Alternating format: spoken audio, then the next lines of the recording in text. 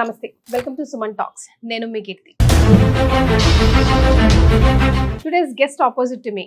Wow, such inspirational guest. ఒక రకంగా చెప్పాలంటే మనందరి జీవితంలో లైటింగ్ ఆఫ్ ల్యాంప్ లాగా అనిపించవచ్చు. ఒకరోజు కాకపోతే ఒకరోజు మనకు అనేక రకాల సందేహాలు వస్తాయి. ఎవరిని అడగాలో అర్థం కాదు. అవి ధర్మ సందేహాలు కావచ్చు, జీవితాన్ని ఎలా లీడ్ చేయాలి, అసలు ఎందుకు ఈ జీవితం అనుకున్నప్పుడు కూడా అమ్మ చెప్పిన మాటలు తట్టి లేపి నిల్చోబెట్టి మళ్ళీ ప్రౌడ్గా మన లైఫ్ని లీడ్ చేసేలాగా చేశాయి అంటే అది అతిశయోక్తి కాదు. Yes, she's none other than but Anantalakshmi అమ్మ గారు. నమస్తే అమ్మా. నమస్తే తల్లి. అమ్మ, సుమన్ టీవీతో నాతో కొన్ని వేల వీడియోలు చేస్తుంటారు. అవునమ్మా. ఎస్, సో వాటన్నిటిని ఇన్స్పిరేషన్గా చేసుకొని ఈరోజు ఈ పాడ్కాస్ట్ మనం చేయబోతున్నాం. ఫస్ట్ ఆఫ్ ఆల్, అసలు మీ దినచర్య ఎలా మొదలవుతుందో తెలుసుకోవాలి. బికాస్ మనం ప్రతిసారి కూర్చున్నప్పుడల్లా మినిమం ఒక 8 to 10 వీడియోస్ చేస్తాము. ఎవ్రీ 2 వీడియోస్కి నేను లేచి కొంచెం అటు ఇటు వాక్ చేస్తాను తప్ప మీరు కనీసం ఇట్లా కూడా కూర్చోరు. You doesn't even drink. Okay, you sip water sip చేస్తారేమో, మహా అయితే అంత టీ తాగుతారేమో తప్ప జ్యూస్ కావాలని. లంచ్ ఉదయాన్నే అయిపోయింది కదా అని you SIT like that directly. How it possible? I want to know me day to day life అసలు ఎట్లా స్టార్ట్ చేస్తారు? అమ్మ, ఇప్పటి జీవితం వేరమ్మా, ఒకప్పటి జీవితం వేరు. ఎందుకంటే ప్రతి మనిషికి జీవితంలో రకరకాల స్థాయిలు ఉంటాయి. చదువుకునే రోజులు ఒకలా ఉంటుంది, పెళ్ళైన ఉద్యోగంలో చేరిన కొత్తలు ఒకలా ఉంటాయి, పెళ్ళైన కొత్తలో ఒకలా ఉంటుంది, పిల్లలు ఉంటే ఒకలా ఉంటుంది. పిల్లలు పెద్దవాళ్ళు అయినప్పుడు మన రొటీన్ మారిపోతుంది. ఇంట్లో పెద్దవాళ్ళు ఉన్నప్పుడు రొటీన్ డిఫరెంట్గా ఉంటుంది. అందరూ ఎవరి దారిన వాళ్ళు వాళ్ళ జీవితాల్లో సెటిల్ అయిపోయిన తర్వాత ఉండే తీరు వేరుంటుంది. ఎప్పుడైనా సరే ఒక్కటి బాధపడకుండా, శరీరం మనసు నొచ్చుకోకుండా అనుగుణంగా మన దినచర్యని మలుచుకోగలిగితే బాగుంటుందమ్మా. ఒకప్పుడు నేను 6 అయితే కానీ లేచేదాన్ని కాదు. ఓకే, అది కొద్దిగా నా మీద చిన్న కంప్లైంటే, కొంచెం ఆలస్యంగా లేవడం అనేది. 6 ఆలస్యమా మీకు? అంటే 6 అంటే మా ఇంట్లో మా ఊళ్ళో, మేము పల్లెటూరు, మా ఇంట్లో అందరం సూర్యోదయానికన్నా ముందు లేచేసేవాళ్ళం. మాకు పాలేర్లు ఉండేవాళ్ళు. వాళ్ళు వచ్చేసి పక్క మంచాలు తీసేసి పక్కలు ఎత్తేసి అన్ని సెట్ చేయడం ఉంటుంది. తర్వాత బయట పెరడంతా మనం అడ్డు కదా వాళ్ళకి, అప్పుడు లేచేసేయాలి. అందరూ లేచేసేవాళ్ళు. కొంచెం నేనే ఆఖరణ లేచేదాన్ని. అంతవరకు మా అమ్మగారు సహించేవారు, కానీ సూర్యోదయం ఆకలేస్తే మాత్రం మాట్లాడేవారు కాదు, అంతే, అంతకన్నా ఇంకేం లేదు. అంటే చాలాసేపు మాట్లాడేవారు కాదు, అర్థమయ్యేది. కాకపోతే కొద్దిగా నేను త్వరగా లేస్తే కాస్త ఆ రోజు డల్గా ఉండడం అవి ఉండేది. అందువల్ల పెద్దగా పట్టించుకోకపోయినా అందరూ మాత్రం త్వరగా లేచేవాడు. అది అలవాటు.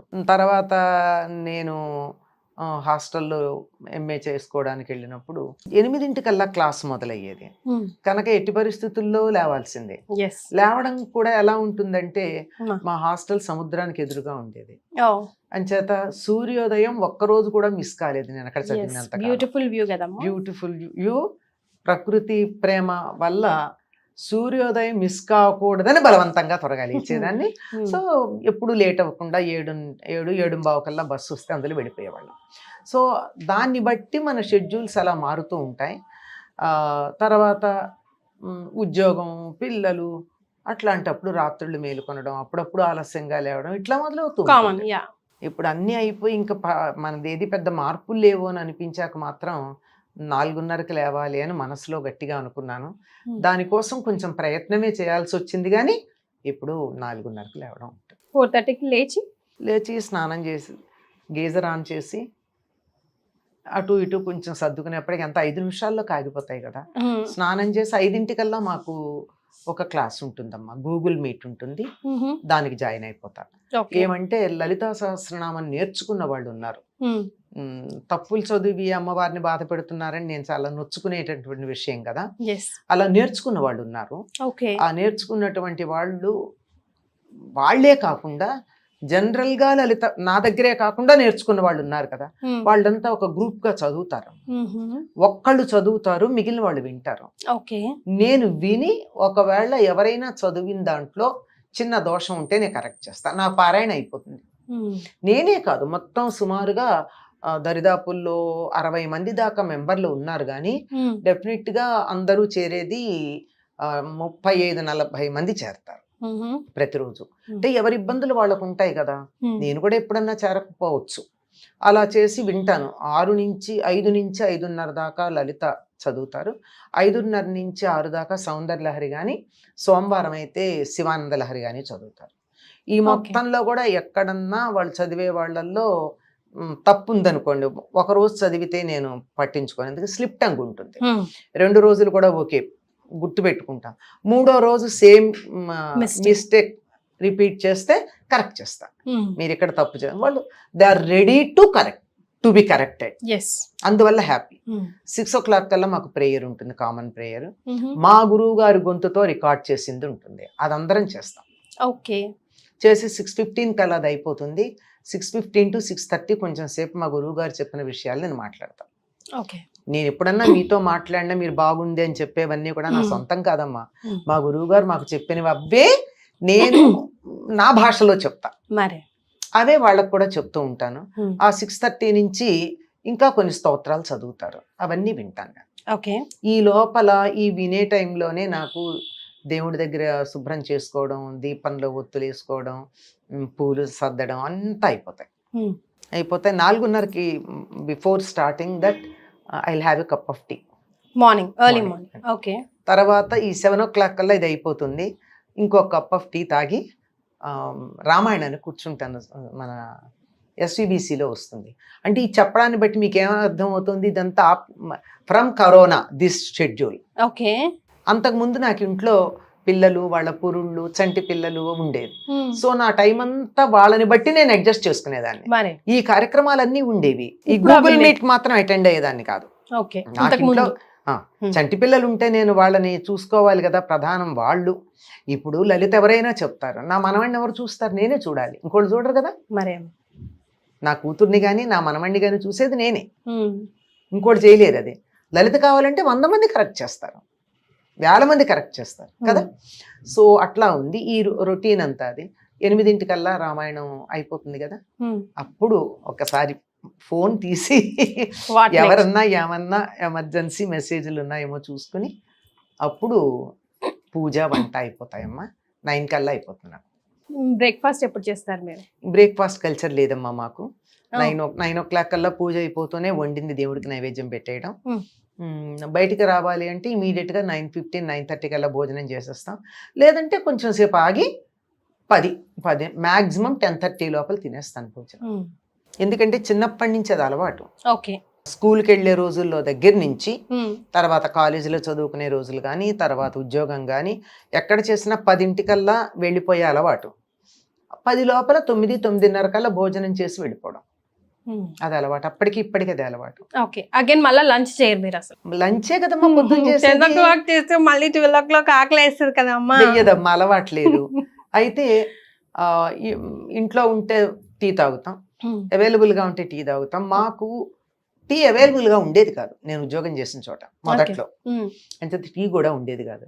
ఇంటికి వచ్చి 4 o'clockకి టీ తాగేవాళ్ళు, అంతే. తాగేసిన తర్వాత ఇంకా మళ్ళీ నైట్ మొదట్లో తినేవాళ్ళం, తర్వాత ఎందుకు అలవాటు పోయింది నైట్ భోజనం చేయడం. అసలు నైట్ ఏం తినరా? మార్నింగ్ పళ్ళు తింటాను. ఇంట్లో ఎవరన్నా ఉంటే చేస్తా, ఎందుకు చేయను. తను భోజనం చేసేవారు కాదు, తనకి టిఫిన్ చేయాల్సి వచ్చేది. రొట్టెలు ఏదో ఒకటి, దోశలో ఇడ్లీలో ఏదో ఒకటి చేసి పెట్టేదాన్ని. పిల్లలు ఉంటే పిల్లలకు భోజనాలు అన్ని చేస్తాం.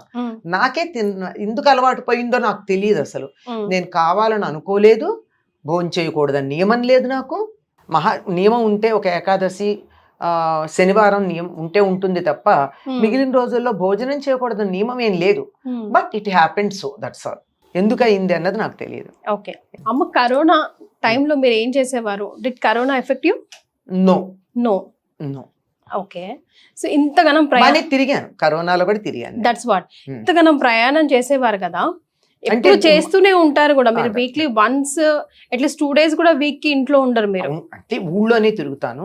నెలకి 2-3 రోజులు మాత్రం అవుట్ ఆఫ్ స్టేషన్ వెళ్తాను. హౌ డు యు మేనేజ్ అమ్మా? ఎనర్జీ ఎట్లకెళ్ళి వస్తుంది? కాదమ్మా, ఇప్పుడు ట్రైన్ ఎక్కి కూర్చుంటాం. ఇప్పుడు మేము చేస్తున్న ఉద్యోగాలకి ఇప్పుడు ఈ కూర్చొని చేసే ఉద్యోగం మాట్లాడి అలసిపోయి మీకేం తెలుసు? పొద్దు నుంచి పని చేసి వస్తున్నాం, వాగిన నోళ్ళు వాగుతున్నట్టు ఉంటాయి మావి, మీకు ఏం తెలుసా అంటాం. మళ్ళీ ఇట్లున్నాం పుష్టిగా, విగ్రహ పుష్టి నైవేద్య నిష్టి అన్నట్టు. ఇష్టమైన పని చేసేటప్పుడు ఏ ఇబ్బంది ఉండదమ్మా.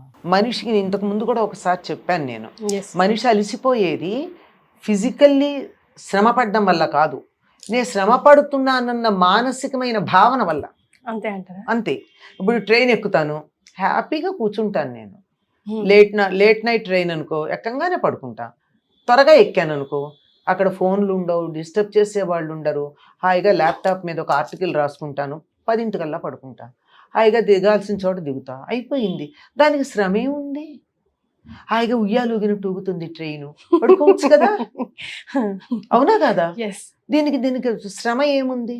కాకపోతే ఏమిటంటే మనం అక్కడికి వెళ్ళేటప్పుడు పట్టుకు వెళ్ళాల్సిన బట్టలు కానీ వస్తువులు కానీ ఏమున్నాయో అవి సర్దుకోవడం ఒక అరగంట పని ఉంటుంది. మరి తిరిగి వచ్చేప్పటికి మళ్ళీ మనం ఇబ్బంది పడకుండా ఇంట్లో సెట్ చేసుకోవడం ఇంకో అరగంట పని ఉంటుంది.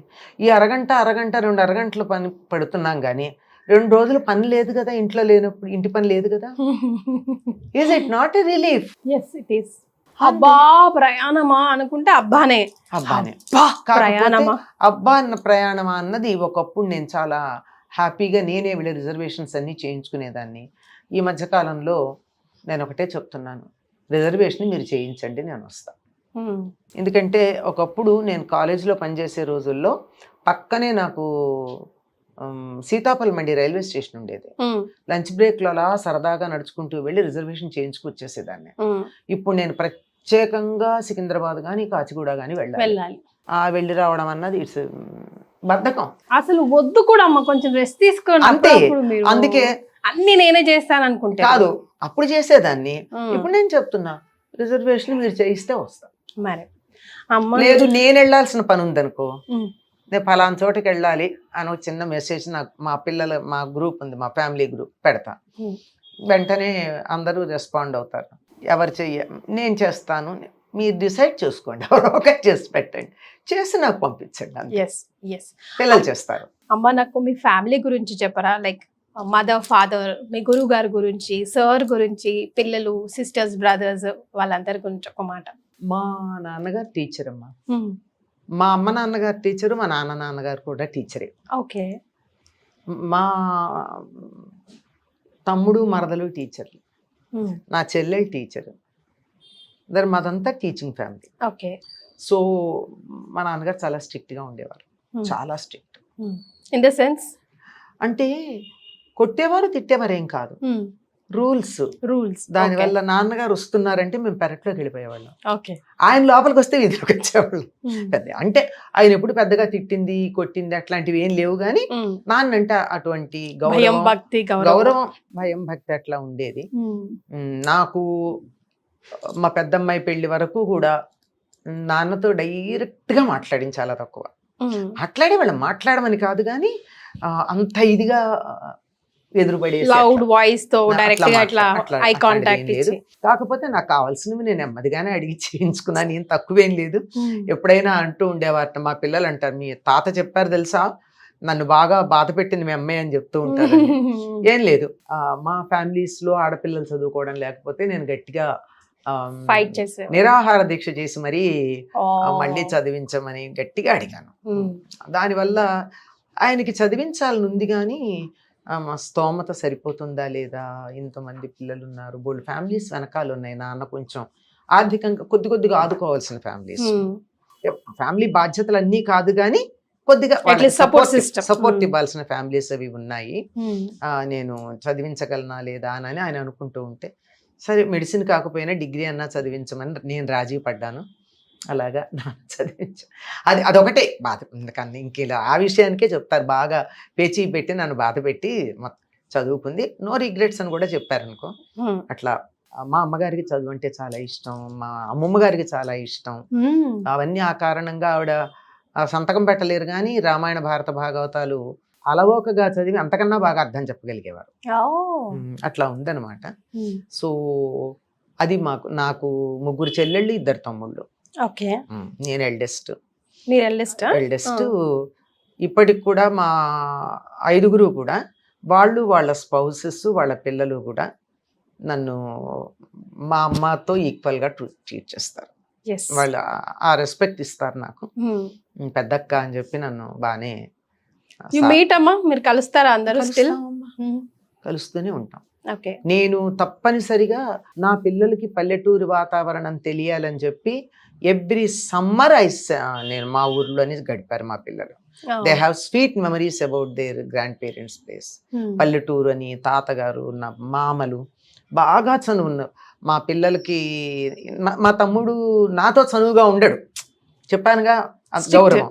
మా పిల్లల దగ్గర ఎంత చనువు అంటే నాకన్నా ముందు వాళ్ళతో మాట్లాడతాడు, అంత ఇదిగా అనమాట. మా తమ్ముళ్ళు కానీ మా చెల్లెళ్ళు కానీ అందరూ కూడా ముందర, నేను పెద్దేమో, నా పిల్లలు మొదటి గ్రాండ్ చిల్డ్రన్ ఏమో, వాళ్ళందరికీ కూడా ముద్దే. వాళ్ళ పిల్లల్ని మేము అలాగే చూసుకున్నాం. మా తమ్ముడి పిల్లలు, చెల్లెలి పిల్లలు ఈ ఊళ్ళో ఉద్యోగాలకు వస్తే మొట్టమొదటి నా దగ్గరే ఉండి, తర్వాత వాళ్ళు పెళ్ళిళ్ళు వేయి వాళ్ళ ఇల్లు తీసుకుని వెళ్ళడం, ముందర రావడం ముందర పెద్దత్త దగ్గరికే వెళ్ళాలని ఇక్కడికే వచ్చేస్తారు, పెద్దమ్మ లేకపోతే పెద్దత్త అంటూ అంత ఇదిగానే ఉంటారు. పుట్టినరేదమ్మా మీరు? తాడంకి అని కృష్ణా జిల్లా అమ్మ. ఓకే. అక్కడ రైట్. మా అత్తగారు, అమ్మగారి అత్తగారు, మా అత్తగారు ఎలా చూసారు, ఎప్పుడు చూసారు, ఎలా కుదిరింది? అమ్మో పరమగయ్యాలి, ఎలా ఇచ్చావు ఆ ఇంట్లోకి మీ అమ్మాయిని అని అన్నారట మా అమ్మగారితో. కానీ నాకు అట్లా ఎప్పుడు అనిపించలేదు. మా అమ్మ నన్ను తర్వాత అడిగినప్పుడు కూడా చెప్పాను, మరి ఆవిడ గురించి ఎందుకు అటువంటి అభిప్రాయం లోకానికి ఉందో తెలియదు, కానీ she is very nice lady, చాలా అడ్వాన్స్డ్. చెప్పాలంటే మా చెల్లెళ్ళు అనేవారు మోడర్న్ అత్తగారు అనేవారు. అంత అసలు ఆవిడ చక్కగా నాతో పాటు సినిమాలకు వచ్చేవారు. నేను సినిమాలకు వెళ్ళకపోతే నన్ను తీసుకెళ్ళేవారు, నేను సినిమాలకు వెళ్ళేదాన్ని, ఆవిడ తీసుకెళ్ళేవారు. తర్వాత సాహిత్య కార్యక్రమాలు, మా గురువు గారు సభలు అవి ఏమన్నా ఉన్నా తప్పనిసరిగా నాతో వచ్చేవారు. నా సాహిత్య కార్యక్రమాలన్నింటికీ నాకు తోడు వచ్చేది మా అత్తగారు వచ్చేవారు. అంత ఇది. తర్వాత మా బావగారు అమ్మాయి, మా ఆడబడుచు గారు అమ్మాయి డాన్స్ నేర్చుకుంటే వాళ్ళ డాన్స్ ప్రోగ్రామ్స్ అన్నింటికీ ఈవిడే వెనకాల ఉండేవారు. ఇంట్లో రిహార్సల్స్ చేయిస్తే వచ్చిన డాన్స్ టీచర్లకి, నట్టువాంగం వాళ్ళకి అన్ని పులిహార్లు అవి చేసి పెట్టడం, కాఫీలు టిఫిన్లు ఇవ్వడం, వాళ్ళందరితో కూర్చోవడం. డాన్స్ ప్రోగ్రామ్ అంటే ముందు ఈవిడ తయారై వెళ్ళిపోయారు, అంత ఇదిగా ఉండేవారు. అంచేతే నా సబల అని నేను రాసిన కథల పుస్తకం విమెన్ ఎంపవర్మెంట్ గురించి రాశాను నేను. Okay. A woman, how can she solve the problems without going to a court of law or police station? Okay.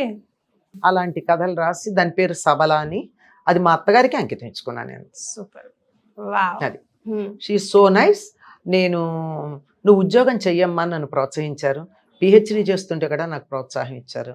She use to feel very happy and proud.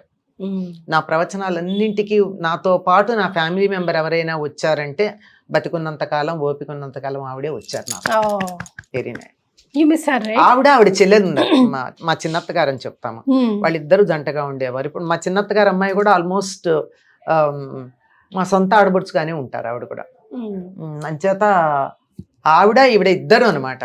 ఇద్దరు అత్తగారులు నేసుకొస్తామని నవ్వేవారు అందరూ. పర్వాలేదు ఏమైంది అని చెప్పి అంత బాగానే ఉండేది. మా పెద్ద ఆడబడుచు కూడా నాకు మా అమ్మలాగానే ఉంటారు. నన్ను ఇప్పుడు పురుళ్ళకి పుట్టింటికి పంపలేదు, నేను డాక్టర్ని అయ్యుండి నేను పంపిస్తానా నేనని. She only took care of me. మా పిల్లల డెలివరీస్ కూడా ఆవిడే చేస్తారు. నా డెలివరీస్ చేశారు, మా పిల్లల డెలివరీస్ చేశారు. మా చిన్నమ్మాయి ఆఖరి డెలివరీ కూడా చేశాక ఆవిడ now she is no more. నేను ఆవిడ పోయాక నేను చాలా బెంగపడ్డానమ్మా, చాలా. అందరు నవ్వారు కూడా, మీ అమ్మ పోయినప్పటికన్నా మీ ఆడబడిచిపోతే ఎక్కువ బాధపడ్డామని. అసోసియేషన్ అట్లా, చాలా అసోసియేషన్ అలా ఉండేవారు. డాక్టర్ పావని అంటే అందరికీ తెలుసు సిటీలో, ఈ జనరేషన్ వాళ్ళకి తెలియదు కానీ 40-45 ఏళ్ళు ఉన్న వాళ్ళందరికీ కూడా సిటీలో ఆవిడ షీఈస్ వెరీ పాపులర్ గైనకాలజిస్ట్. అట్లా ఆ తమ్ముడంటే పిచ్చి ప్రేమ ఆవిడికి. ఆ ప్రేమ నా మీద కూడా ఎక్స్టెండ్ చేశారు. ఆ తర్వాత ఎప్పుడైనా కల్లోకి రావడం, మాట్లాడడం? నాకు అసలు ఎవ్వరు కల్లోకి రా అందువల్ల అటువంటిది ఏం లేదు. But I feel her presence every time అనమాట. పక్కనే ఉండేవారు కదా, ఎవరినైనా ఇలా వస్తే ఆవిడే వచ్చారని ఇప్పటికి కూడా అయ్యో పిల్లలతో పాటు నేను కూడా పావనత్త అనేస్తూ ఉంటాను అనమాట. పావనత్త వచ్చిందని లేచి చూస్తాను అనమాట, ఉలిక్కి ఇప్పుడే. అట్లా ఉంటుంది. తను కూడా, మా హస్బెండ్ కూడా నా కెరీర్కి ఎప్పుడు అడ్డు రాలేదు. హి యూజ్డ్ టు ఎంకరేజ్ మీ. అమ్మ మీరు ఎప్పుడు మనం of the camera off the record మాట్లాడుకున్నా కూడా ఫస్ట్ ఎప్పుడైనా ఎక్స్పీరియన్స్ గురించి మాట్లాడడం అంటే ఎప్పుడు మీ అత్తగారి గురించే you spoke. Afterwards me your father నాన్నగారి గురించి మాట్లాడారు తప్ప సార్ గురించి అంకుల్ గారి గురించి మీ హస్బెండ్ గురించి you never spoke till now. It's so private అమ్మ, ఇట్స్ సో పర్సనల్. చాలా తక్కువ మాట్లాడతాను నేను. మాట్లాడతానంటే తక్కువ మాట్లాడతాను అంటే అదేమి దూరం అని కాదు. I feel it's so personal. చాలా తక్కువ ఎక్స్ప్రెస్ చేస్తాను, అది ఎందుకో తెలియదు మరి. పిల్లల దగ్గర కూడా నేను చాలా తక్కువ. వాళ్ళు అయితే చెప్తూ ఉంటారు డాడీ ఇది డాడీ ఇదని. నేనే కొంచెం తక్కువ మాట్లాడతాను. It's so inside and personal అనమాట. And he never discouraged me, he always encouraged me. He is only a graduate. నేను పిహెచ్డి చేస్తే కూడా తను ఏమనలేదు ఆ రోజుల్లో. పైగా నాకు అంతా పిహెచ్డి కావాలంటే ఎక్కడికి కావాలంటే అక్కడికి, ఎక్కడ లైబ్రరీ ఉందంటే అక్కడికి నాతో పాటు నన్ను బండి మీద తీసుకెళ్ళి నేను లైబ్రరీలో మొత్తం చదువు పూర్తి అయ్యేదాకా వెయిట్ చేసేవారు. పేపర్లు జిరాక్స్ కావాలంటే చేసి పెట్టేవారు అన్ని. హీఈస్ నేను అందులో ఉన్న థాట్స్ నవి కానీ ఫిజికల్ లేబర్ అంతా తనది. చేత that goes to both of అస్.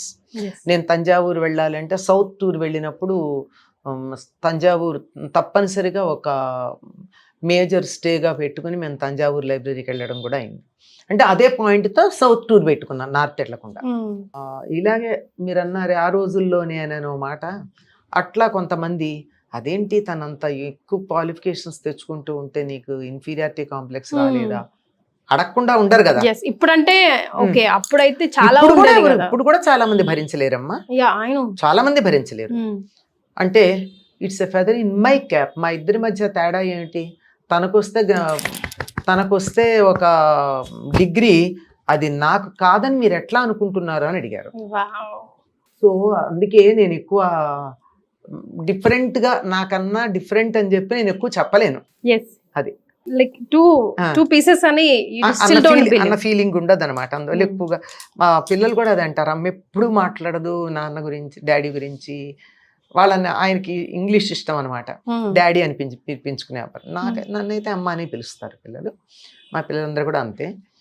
ఆయన కొద్దిగా ఇంగ్లీష్ లిటరేచర్లో he is very good in English literature, చాలా బాగా మంచి.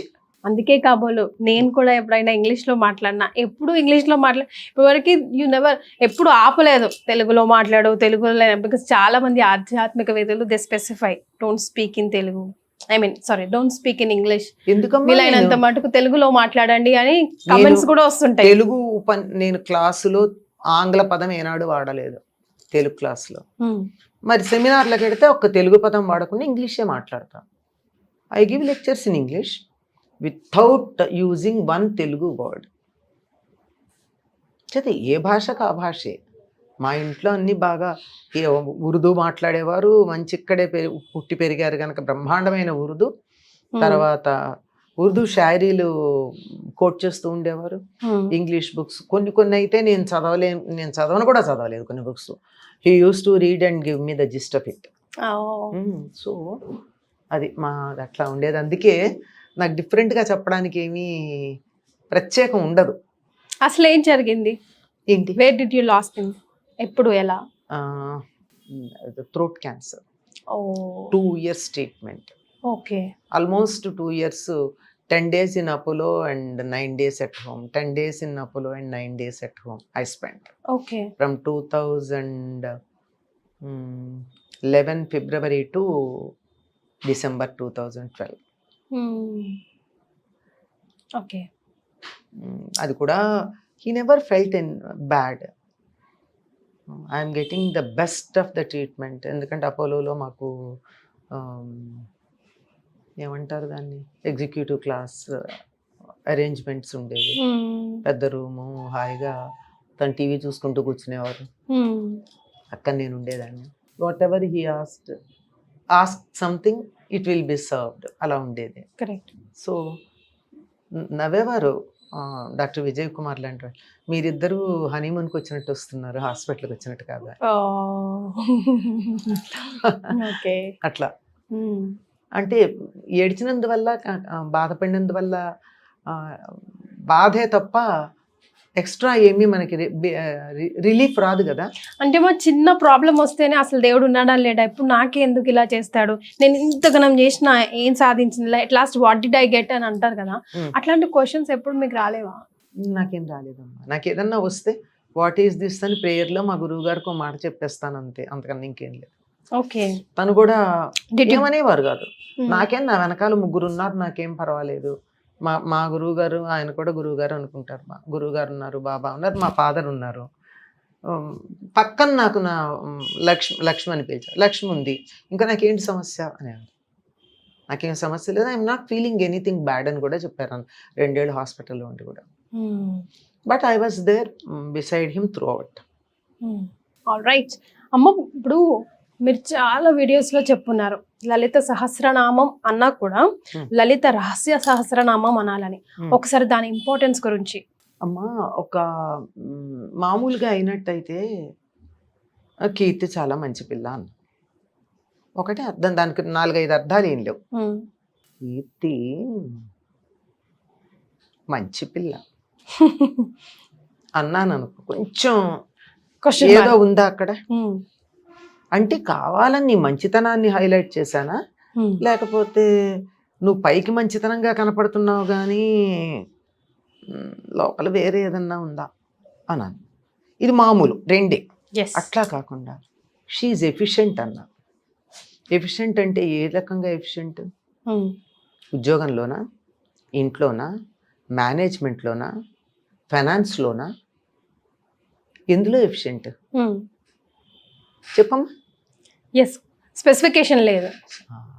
అలా ఒక్క నామంలో కనీసం 5 స్థాయిల మీనింగ్స్ ఇమిడ్చి చెప్పారు. అక్కడ రహస్యం అంటే దాచిపెట్టుకోవడం అని కాదు, నీకు పట్టా అర్థం కాదు, ఇట్ ఈస్ కోడెడ్, చాలా అంతరార్థాలు ఉన్నాయి, జాగ్రత్తగా చదువుకోండి అని చెప్పడం అంతే. దాచమని కాదు అక్కడ అర్థం. దీన్ని అర్థం చేసుకోవడానికి యు నీడ్ ఎ కీ. బీరువాలో పెట్టాం, తాళం కావాలి. తాళం చెవి ఉంటే కానీ తెరిపిన పడదు. లేకపోతే ఊరికి అద్దాల బీరువాలోంచి లోపల అందమైన చీరలు, నగలు కనపడుతున్నాయి, కానీ అవి కావాలంటే ఏం చెయ్యాలి? తాళం చెవి కావాలి. తాళం చెవి తీసుకుంటే కూడా ఒక్కొక్క అరలో ఒక్కొక్కటి ఉంది. నీకు బయట కూడా కనపడుతోంది కానీ డిఫరెంట్ అరల్లో బోల్డ్ ఉన్నాయి. ఇవన్నీ అట్లా ఒక్కొక్క నామం అలా వ్యక్తిగతమైనటువంటి ఔన్నత్యానికి, కుటుంబపరమైనటువంటి సౌఖ్యానికి, సామాజిక స్పృహకి, పర్యావరణ స్పృహకి, మొత్తం ఖగోళ విజ్ఞానం, ఇలాంటివన్నీ ఇముడ్చుకున్నాయి ఒక్కొక్క నామం. ఇవన్నీ తెలుసుకోవడానికి తాళం చెవులు కావాలయ్యా. ఊరికే పైకి చదివితే అంత మాత్రమే కాదు, ఇంకా చాలా ఉంది అని చెప్పడం ఇందులో అర్థం అనమాట. Yes, so this is your favourite subject, మీ మనసుకి చాలా దగ్గరైన సబ్జెక్ట్. బికాస్ ఇప్పుడు వరకు మీ ఫేస్ ఎలా ఉండింది, లలిత సహస్రనామాలు అనగానే మీ ఫేస్ ఎలా వెలిగిపోతుందో ఎవిడెంట్గా మాకు కనిపిస్తుంది. సో ఈ లలిత సహస్రనామాలు మీ లైఫ్లో తీసుకొచ్చిన చేంజెస్ ఏంటి? Like how you are so attach to it అంటే ఏం చెప్తారు? నాకేమిటో మా జీవితంలో ఏమీ మార్పులు వచ్చినట్టు ఏమి అనిపించదు. ఎంత క్రమంగా వచ్చాయో ఏమిటో నాకైతే తెలియదు. కానీ 72 or 73లోనూ విని చాలా బాగుందని అనుకుంటే నేను చదవచ్చా అంటే తొందర ఎందుకు అన్నారు మా గురువు గారు. ఊరుకున్నా. కొద్ది రోజుల తర్వాత చదువు వాళ్ళతో కలిసి అన్నారు. అదే మొదలు. అప్పటి నుంచి అదలా ఒక్కొక్క సందర్భంలో ఒక్కొక్క నామం అలా ఇట్ హాంట్స్ మీ. దాంట్లో ఉన్నటువంటి అర్థం అలా కనపడుతూ ఉంటుంది రకరకాలుగా పరిసరాల్లో. ఒక్కోసారి అయితే ఇప్పుడైతే లేదు, అది కొత్తల్లో అనమాట.